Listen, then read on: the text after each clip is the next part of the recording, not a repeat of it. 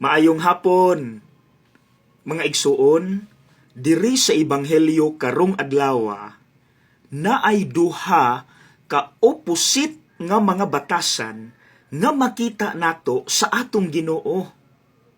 Nga yes, makaingon ta opposite sila pero dapat balanse silang magkuyog. So unsa maning duha ka opposite nga batasan? Ang una dayon natong makita sa Ebanghelyo, ang kaluoy sa Dios. Nga gibiyaan niya ang 99 ka mga karnero aron pangitaon ang usa nga nawala. Kita na, nawala tungod sa sala. Bisag unsa kagahi sa atong ulo, pangitaon ta sa Dios kay maluluyon siya. Now, kining ikaduha nga batasan, dili kaayo nato ni mabantayan. Unsa man ni? Kaisog. Asa man ang kaisog diri? Imagine, gibiyaan niya ang 99. Nakabalo siya isip shepherd, bugo ang mga karnero. Dili na pwede nga biyaan nga sila ra. Kay wala na, dili na kabaloon sa ibuhaton.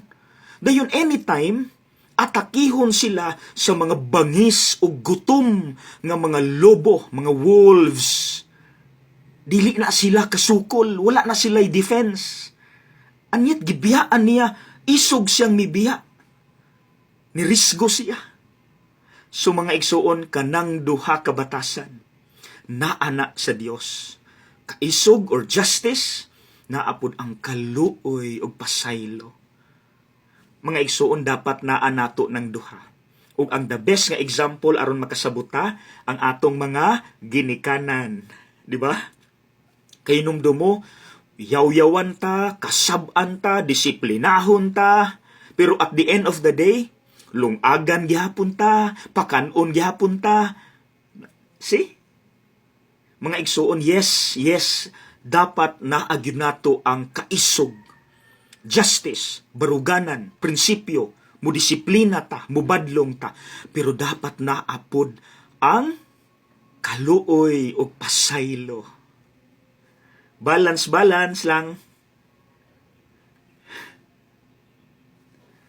God bless!